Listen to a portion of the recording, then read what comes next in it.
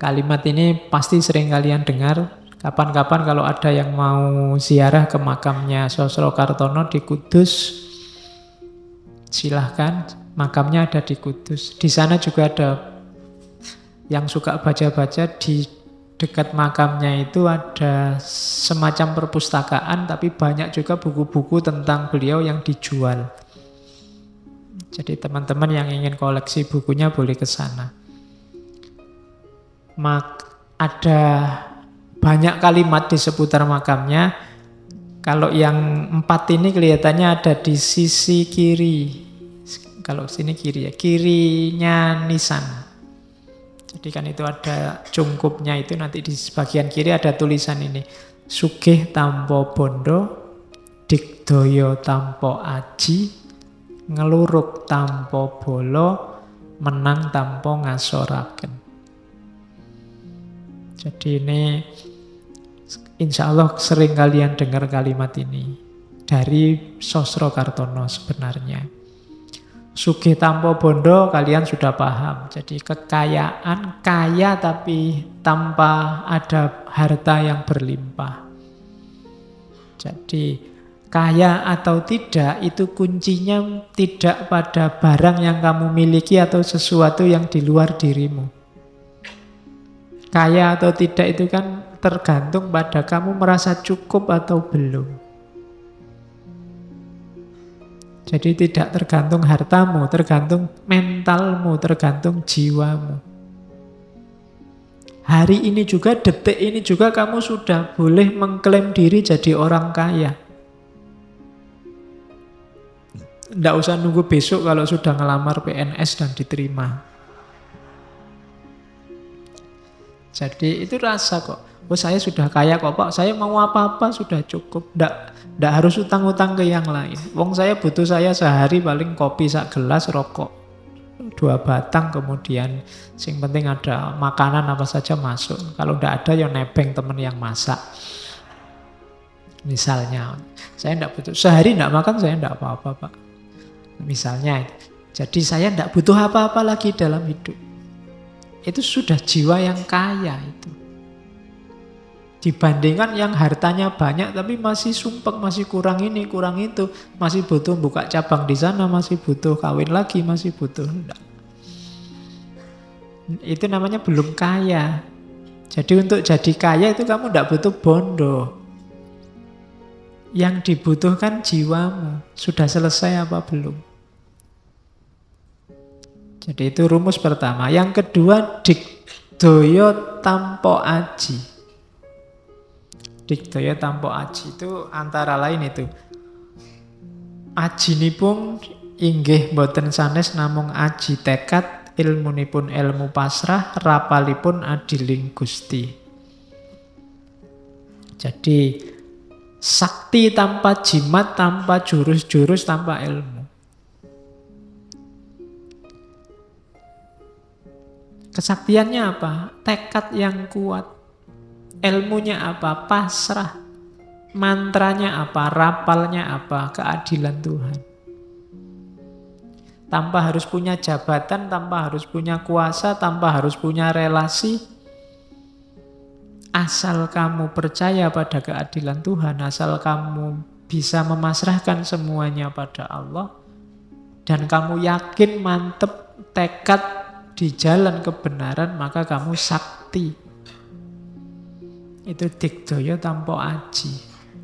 Tanpa harus kamu belajar di perguruan silat, tanpa harus kamu ikut nyepi, tirakatan, macam-macam. Asal kamu punya 3 jurus itu, tekad, pasrah, dan percaya akan keadilan Tuhan, maka kamu orang yang digdaya. Kamu orang yang sakti. Kamu akan bisa menghadapi apa saja. Meskipun tanpa aji. Terus yang ketiga, ngeluruk tanpa bolo. Menyerbu orang, menyerbu musuh tanpa pasukan. Taklukkan musuhmu, serbu dia, tapi tidak usah bawa pasukan. Yang dibawa apa? Angluruk tanpa bolo, tanpa gaman, bedah tanpa perang, tanpa pedang. Ingkang kula dalaken Dede tekad pamrih nanging tekad asih. Dengan apa? Dengan cinta, kasih sayang, kepedulian. Guyur orang dengan kepedulian, dengan cinta, dengan kasih sayang. Lama-lama dia akan takluk. Itu nyambung dengan kalimat keempat, menang tanpa ngasoraken. Kamu akan menang tapi musuhmu tidak merasa terhina. Kenapa? Kamu menyerangnya tidak dengan bolo, tidak dengan pasukan, tidak dengan relasi, tidak dengan kekerasan. Tidak dengan jalur yang jelek. Kamu serang dia dengan yang baik-baik. Kamu serang dengan cinta, kamu serang dengan kasih sayang, kamu serang dengan kepedulian, kamu serang dengan kebersamaan, dengan rasa. Maka dia akan takluk, kalah, tapi tidak merasa terhina. Menang tanpa ngasoraken. Kalau ada temanmu usil terus ke kamu, balaslah dengan yang baik-baik, lama-lama dia akan kalah, nyerah. Tapi tidak merasa terhina. Tapi kalau kamu balasnya dengan kekerasan yang sama, keusilan yang sama, ya siapa yang kalah akan merasa terhina, direndahkan. Dalam hidup begitu. Pemilu hari ini perlu pakai rumus ini. Kalau perlu ngeluruk tanpa bolo. Tidak perlu pasukan kampanye yang besar-besar. Gerakan kampanyenya kemana-mana pakai jurus kepedulian, cinta, kasih sayang, saling berbagi. Sehingga nanti siapapun yang kalah tidak akan terhina. Itu perlu kalian pelajari lebih dalam lagi. Kalau ini ada di makam bagian kanan kelihatannya. Sisi makam yang kanan. Jadi terima mawi pasrah, suwung pamrih tebih ajrih, langgeng tan ono susah tan ono seneng, anteng manteng sugeng jeneng. Untuk terima mawi pasrah itu ikhlas dan menerima apapun yang terjadi. Kalau pakai kalimatnya Susro Kartono, ikhlas marang opo sing wis kelakon, terima opo kang dilakoni, pasrah marang opo kang bakal ono. Ikhlas pada apa yang sudah terjadi. Yang sudah terjadi ya sudahlah, tidak apa-apa. Terima opo kang dilakoni, menerima apapun yang sekarang sedang terjadi. Dan pasrah terhadap apapun yang nanti akan terjadi. Yang sudah terjadi ikhlaskanlah, yang sedang terjadi terimalah, dan yang akan terjadi pasrahkanlah.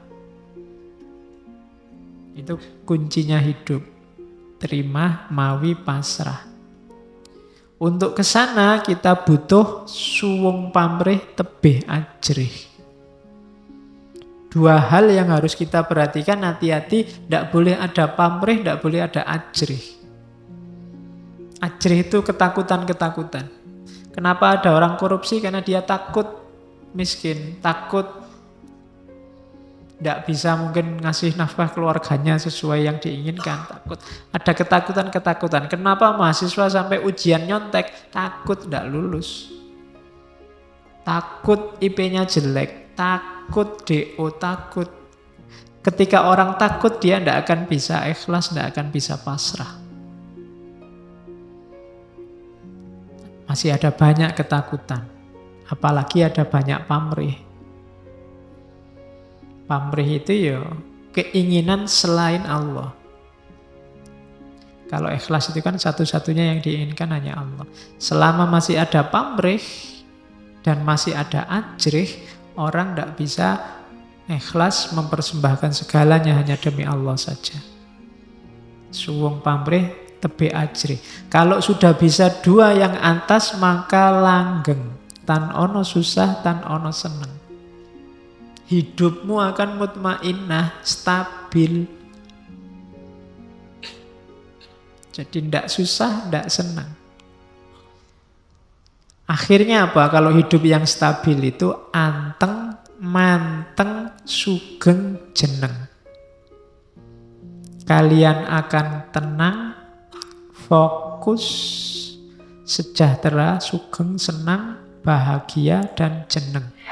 Jeneng itu bertahta, bermartabat. Jadi kalian bisa ikhlas pasrah, kemudian tanpa pamrih, tanpa ada apapun yang ditakuti, maka akhirnya hidupmu akan stabil, mutmainnah, jelasnya hidupmu akan tenang, fokus, sejahtera, dan bermartabat. Itulah kunci hidup Jawa. Jadi tidak kemerungsung, bukan kompetisi. Bukan siapa yang lebih maju duluan. Tapi tentram bareng-bareng, sejahtera bareng-bareng. Diawali dari suwung pamrih tebe ajrih. Semua dharma, semua kebaikan dijalankan tanpa ada alasan apa-apa selain bahwa itu baik dan itulah yang diinginkan oleh Allah. Itu falsafah hidupnya.